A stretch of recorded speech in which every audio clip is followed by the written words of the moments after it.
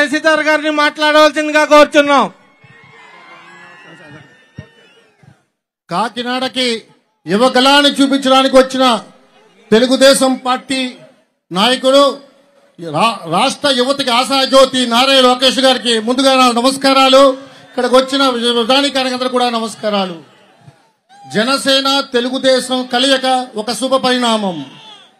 రానున్న 24 ఎన్నికల్లో జనసేన తెలుగుదేశం అధికారంలోకి రావడం ఖాయం. అభివృద్ధితో తిరిగి అధికారంకి వద్దామనుకున్న మన పక్క రాష్ట్ర పార్టీ హైదరాబాద్ న్యూయార్క్ మార్చామన్నారు, ఫ్లైఓవర్లు కట్టామన్నారు. కానీ ఈవేళ వచ్చే పరిస్థితులు ఏమని మనందరం చూస్తున్నాం. సంక్షేమ పథకాలతో తిరిగి అధికారంలోకి వద్దామనుకుంటున్న ఆ రాష్ట్ర ప్రభుత్వం యొక్క పరిస్థితి కూడా మనందరికీ చూసాం. ప్రజలు అభివృద్ధి సంక్షేమంతో పాటు ఇంకోటి కోరుకుంటున్నారు, సుపరిపాలన కోరుకుంటున్నారు, రక్షణ కోరుకుంటున్నారు, భద్రత కోరుకుంటున్నారు.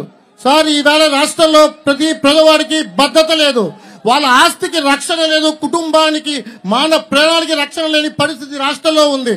వాళ్ళు కోరుకుంటుంది ఒక సుపరిపాలన. ఈ రాష్ట్రంలో జనసేన పార్టీ తెలుగుదేశం పార్టీ ఒక్కటే సుపరిపాలన ఇవ్వగలదని చెప్పి నమ్ముతున్నారు.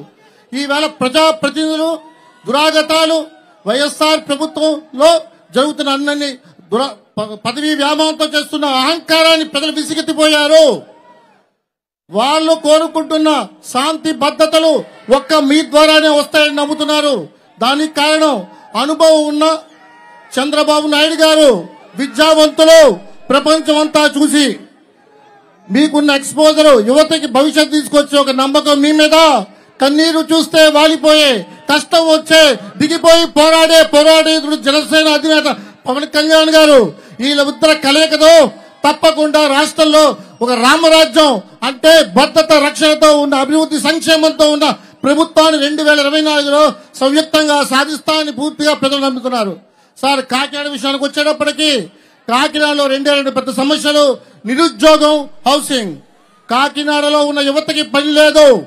ఇక్కడ ఎన్నో ఫ్యాక్టరీలు వచ్చాయి, పోర్ట్ వచ్చింది, కానీ వాళ్ళకి పని దొరకట్లేదు. దానికి కారణం వాళ్ళు నైపుణ్యం లేకపోవడం. మీరు మీ ప్రభుత్వంలో మొదలెట్టిన నైపుణ్య ప్రభుత్వం ఈ సంవత్సరం తీసుకురావాలి. వీళ్ళందరికీ కూడా నైపుణ్యం రావాలి, ఈ ఊళ్ళోనే పని కల్పించాలని వాళ్ళు కోరుకుంటున్నారు.